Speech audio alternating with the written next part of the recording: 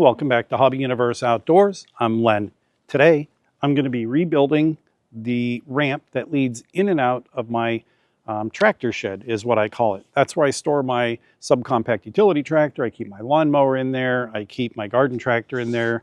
All the implements that go with my garden tractor and my subcompact utility tractor, those live in there as well. The problem is actually twofold. The main problem is the existing ramp is in really poor condition. I've got broken boards. This one has completely failed. This one is cracked pretty bad.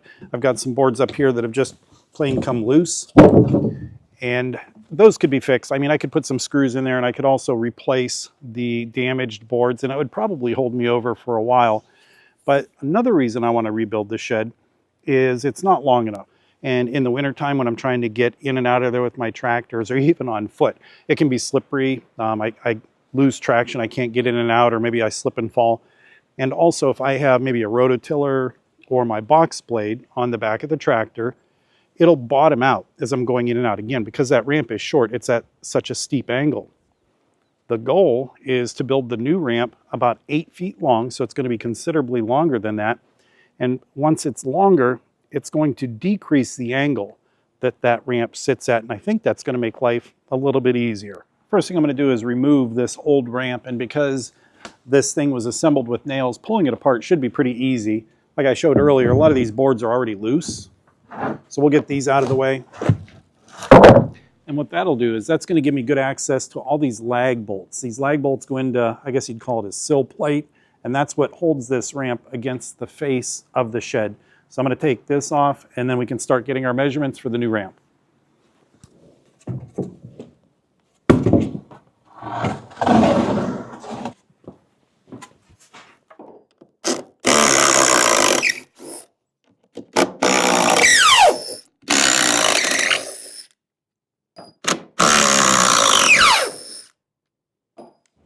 Got all these lag bolts out. We're going to use these when we install the new ramp.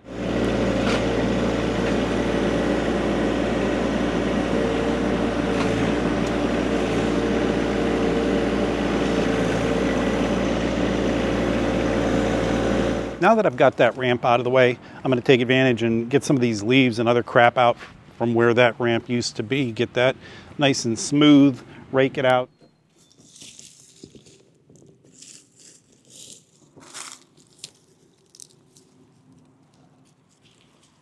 I had to save the little toads. There was 3 little toads under there, so I wanted to scooch them under the shed so I wouldn't accidentally step on them or rake them.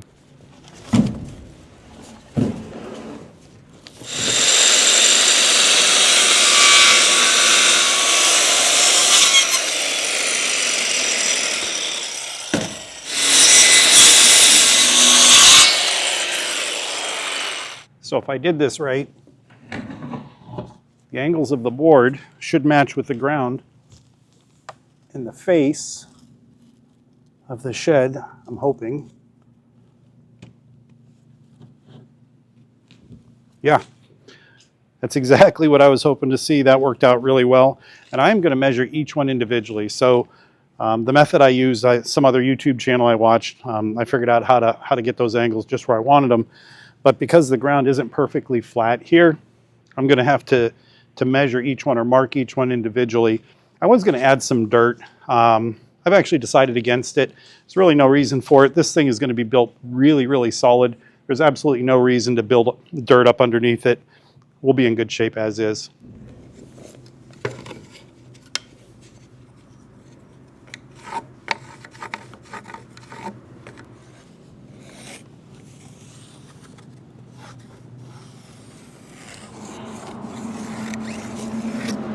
Initially, I had this board flipped over the other way when I made that mark up there, and I decided I wanted to flip it, and the reason for that is I wanted to get rid of this knot. Since I'm going to be cutting this and removing it, I figured why not get that knot out of the way. That way I'm not hitting it with screws when I'm trying to assemble the ramp.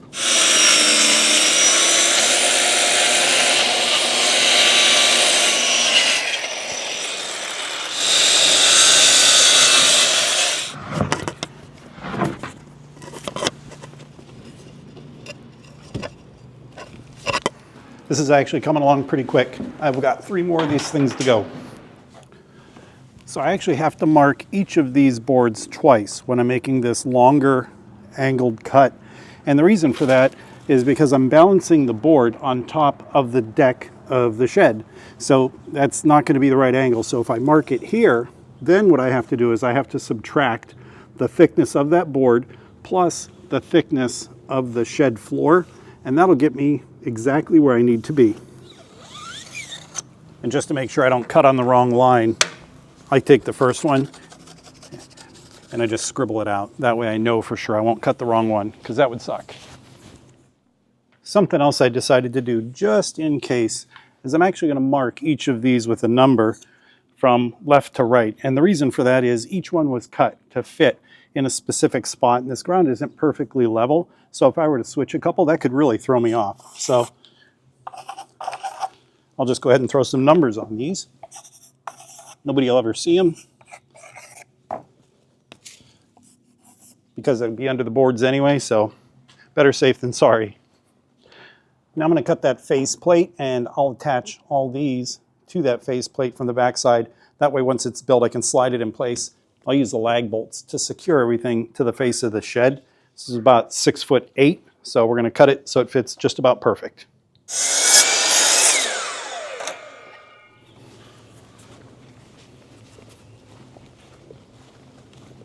I want to mark the locations where I've got to put these support boards on. That way I'll be able to drive my screws through and I'll know exactly where they need to go.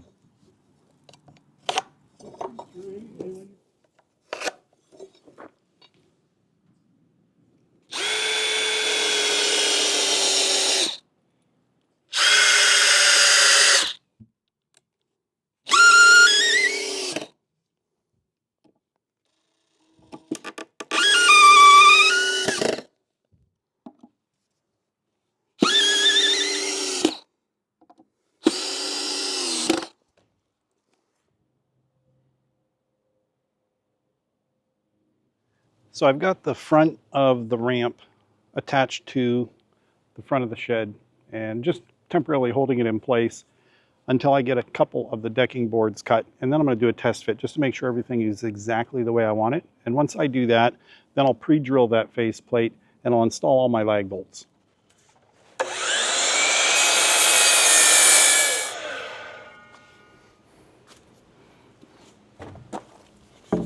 Okay, that fits about perfect. The only thing I got to make sure of now is that it doesn't interfere with the doors opening and closing, which I think it's going to be pretty close. I feel like I might be a little bit high. Actually, that's going to work.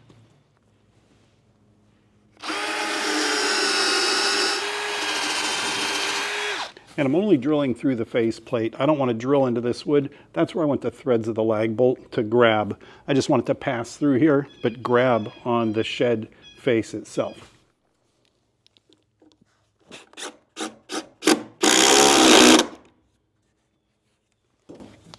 And that's going to do it.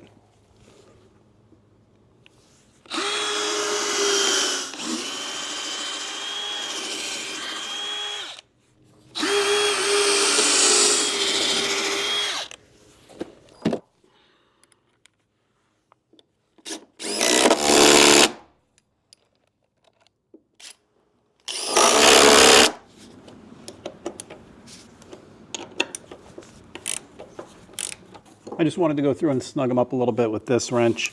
This little impact is doing the best it can, but it's not able to get them as deep as I want. I'm able to get a little bit more movement on the bolt with this wrench. So I just wanted to do that to all these to make sure that it's as tight as possible. So I made sure all of these were perfectly spaced before I attached them at 19 inches apiece.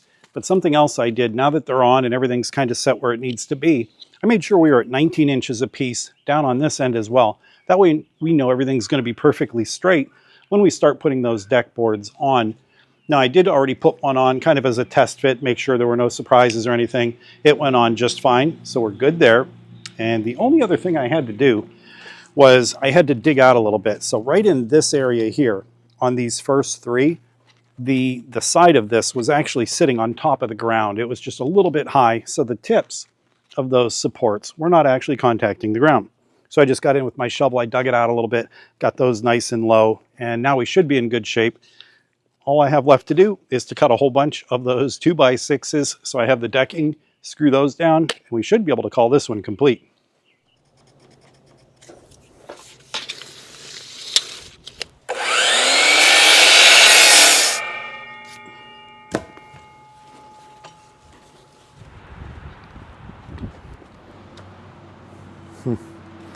That one's got a little bit of a bow to it. Not real happy about that. It's a shed ramp, so it's not the end of the world, but still not ideal. So what I'm doing is I'm cutting these boards to length, which is 6 feet, 8 inches, and I'm just laying them down on those supports, and I'm not leaving a gap between the boards.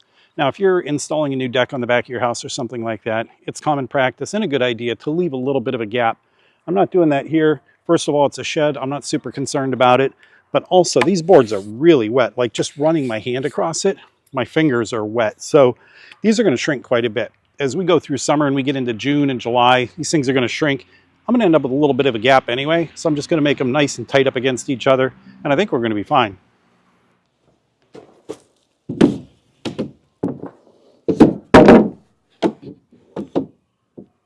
So a couple things that I wanted to mention.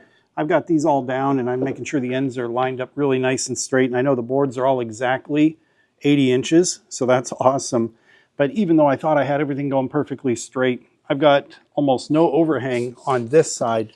And I've got a solid probably 3.5 inches on this side. So somehow coming down through here, it twisted just a little bit. Not going to get super concerned about that, but what I will do is as I position each board, I'll figure out what that distance from the edge of the support to the end of the board needs to be on each side. And before I screw each one down, I'm going to get that measurement, and make sure that it's centered exactly where it needs to be, just to make sure we're nice and square. For this last one, this end piece, I wanted to use a 2x8 because when I calculated, I figured it would be hanging off the end just a little bit, and that's actually what I want. It's right to the end, maybe just like an inch beyond the ends of those supports. So I did that on purpose, and I'm glad I did that. I guess I like the way it looks. That gets me just a little bit lower to the ground. So I think we're in good shape. We're ready to start getting these things centered up, make sure we're nice and square. I can start screwing them down. So I checked the measurement, and it's actually going to be 1 1/8 inches from the face of the support to the end of the board. So for each one of these, I'm going to make sure we're at 1 1/8 inches. Once I know that board is where it needs to be, I'll drive my screws home, and then we'll move on to the next one.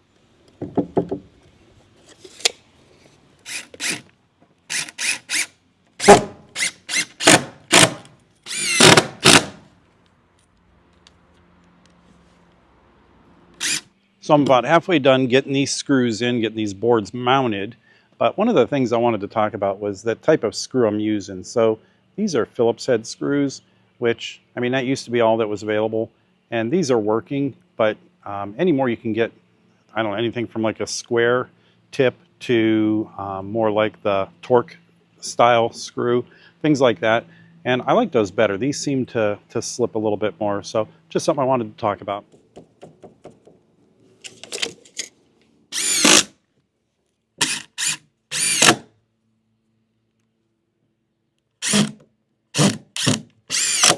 So I'm down to the last one. This is the final one that I have to attach. And again, this is going to be that 2x8. I went with one that was a little bit wider.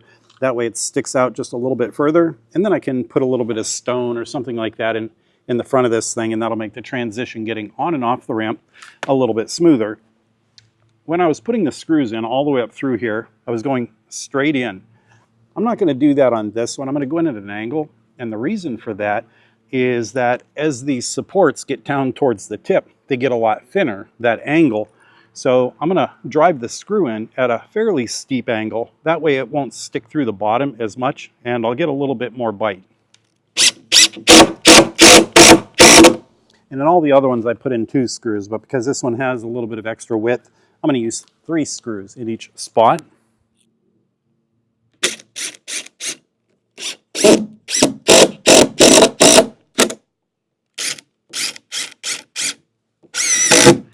So the neighbor's mowing his grass. I'm not sure how noisy that's going to be. I don't think it's going to be too bad.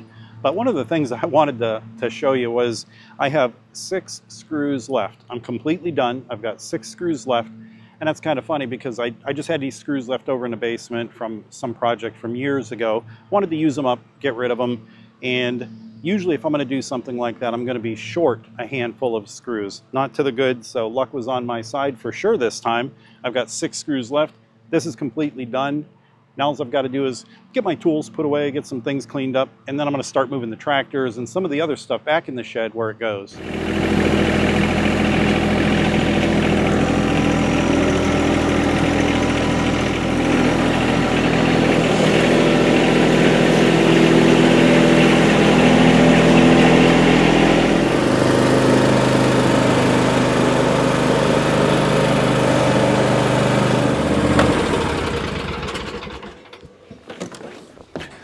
Well, that's working out really well. I was able to get my bigger tractor in the shed, no problem. This smaller X530, no problem, of course. And what I'm noticing is the angle, which was the goal right out of the gate. The angle is a lot less steep than that previous ramp that was just too short for the application. So overall, I'm really pleased with how that turned out. It's a very solidly built ramp. May not be the prettiest ramp you've ever seen. I don't care, it doesn't matter. I'm gonna be able to get my stuff in and out of the shed for years to come. I appreciate you taking the time to watch the video. If you like content like this, make sure you hit that subscribe button. Thanks again for taking the time. Be safe. Enjoy the rest of your day.